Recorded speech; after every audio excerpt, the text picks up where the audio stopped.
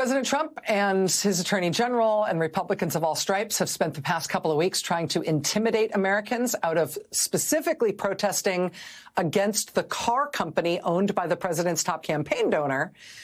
The American people this weekend showed in very large numbers that they are not going to be dissuaded from peaceful, legal, nonviolent protest for or against anything they want. Because we don't need to clear that with the government. Because we are Americans, and it is our right to peacefully protest if we want to. Look at this. This is Cherry Hill, New Jersey. Look at the size of the protest here. This is just a passerby filming this from his own car as he drove past, and he's driving like at speed, right?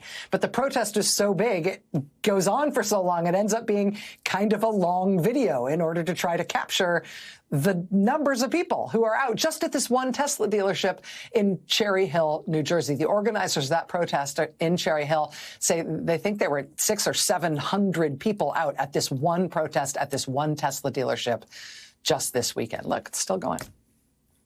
There were Tesla dealership protests this weekend in Colorado Springs, Colorado, and in Arlington, Virginia, and in Bartlett, Tennessee, and in Franklin, Tennessee, and in Boston, Massachusetts, and in New York. New York City has a Tesla dealership. There's a very large protest at the Tesla dealership in New York City this weekend.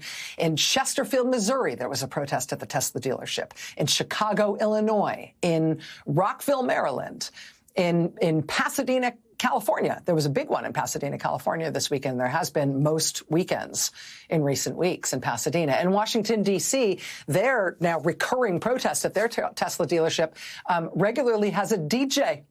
And at the Washington, D.C. Tesla dealership, people are dancing because they are billing this as the Tesla Takedown Dance Party weekly in Washington. At the Tesla protest this weekend in Austin, Texas, this sign stuck with me. Porsche fast, Ferrari faster, Tesla, well, you can read it. I never thought that fastest was an imperfect homophone for fascist, but I guess it is, and now I can't stop thinking about it. This weekend in Kalamazoo, Michigan, people turned out for a hands off our Social Security protest. In Wilkes-Barre, Pennsylvania, and in Virginia Beach, Virginia, people turned out to protest against Trump and Musk and the cuts to the federal government. Same thing in Westwood, California, where Congresswoman Maxine Waters turned out in support, as she has for many of the protests that have happened in her district.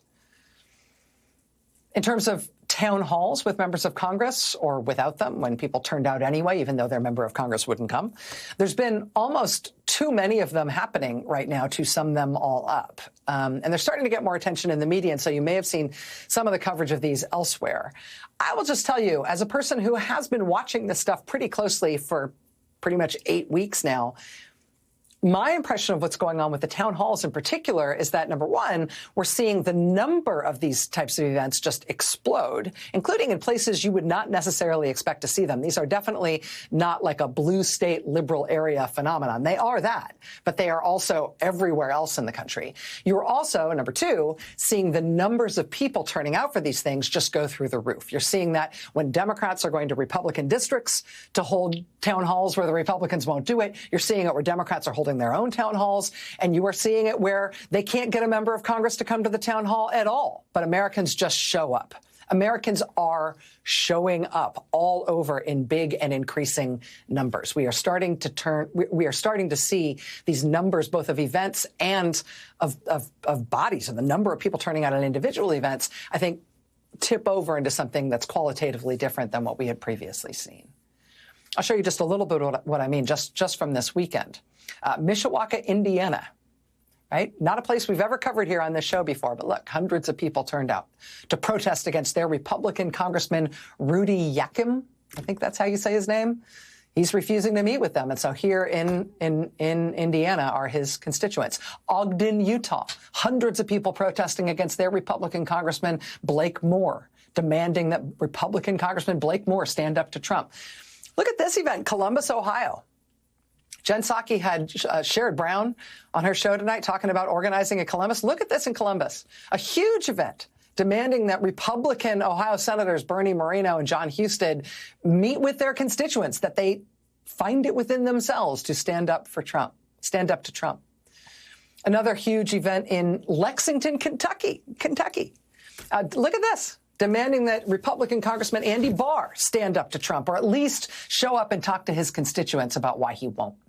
In Lewiston, Idaho, and in Moscow, Idaho, two big empty chair town halls to which Republican Congressman Russ Fulcher would not show up to face his Idaho constituents. Nearly 1,000 people turned out in Billings, Montana, demanding to meet with their Republican senators and Congressman Troy Downing.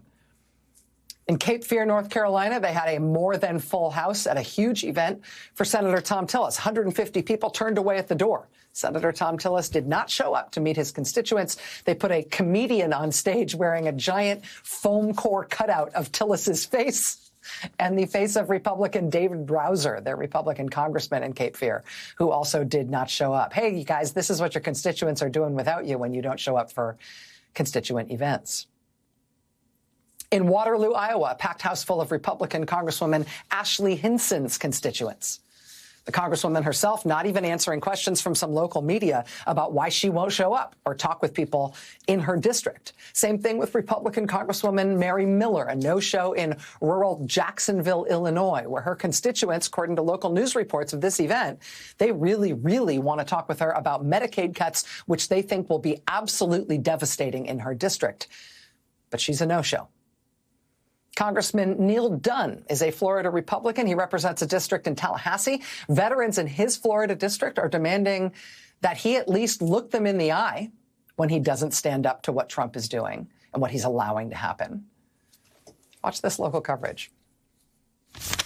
American Legion Hall at one point standing room only. Today, I think 500 people said loud and clear, we don't want drastic cuts to federal programs. We don't want a unilateral king-like president, frankly. An invitation extended to Congressman Neil Dunn left unclaimed. Neighbors left disappointed as they say they wanted the representative to hear their long list of concerns, which include the Department of Government Efficiency's plans to cut 83,000 jobs from the Department of Veteran Affairs. I am extremely disappointed in the way things are going, and I don't look for any easy time ahead for the country. 13,000 veterans in Leon County, hundreds of them doing different things to get Dunn's attention, including a silent protest bright and early outside City Hall, where the congressman himself hosted a U.S. Military Service Academy Day. We're introducing the high school students and actually some middle school students to a program that my office sponsors that prepares them to be better candidates for the military academies. All of us here that we're serving are using the VA in one way or another. So the dichotomy of him wanting to sign people up at the same time as throwing the rest of us away is repugnant to me. Representative Dunn and his team declined to comment on either of Saturday's movements. We're brothers and sisters, and we honor one another. Sorry. A sensitive subject for many local veterans who fear the idea of reduced benefits, support, and honor, not only for themselves, but for future veterans as well. Thank you for serving. You know, if you decide to join at this point, but it is certainly within the realm of possibilities of someone say, I can't see joining if this is what's going to be behind me. Despite the VA secretary's promise that benefits will not be affected by job cuts, neighbors tell me they still disagree and feel threatened by recent actions from the White House. What are we going to do? And they're determined to use the power of community to make their voices heard. To step forward and save our democracy. Save our democracy. We can do it. That's from the ABC affiliate WTXL in Tallahassee, Florida. This is from San Diego, California. Town hall was standing room only, and it was called an empty chair town hall because attendees say Representative Issa refuses to engage with his constituents. Here you can see every seat filled in a venue that seats more than 300 people. To see all these people, you know, I just felt I was overwhelmed. I just feel so good about coming here. Tonight we met 93-year-old Betty Reeves. This town hall was organized to give people like her a chance to share their concerns about Representative Issa and the Trump administration. The town hall was put on by a group called Indivisible.